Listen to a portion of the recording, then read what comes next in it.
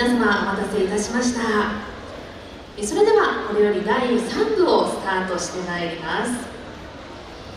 第3部のトップは名古屋校の木曜日17時40分のクラスの皆さんです。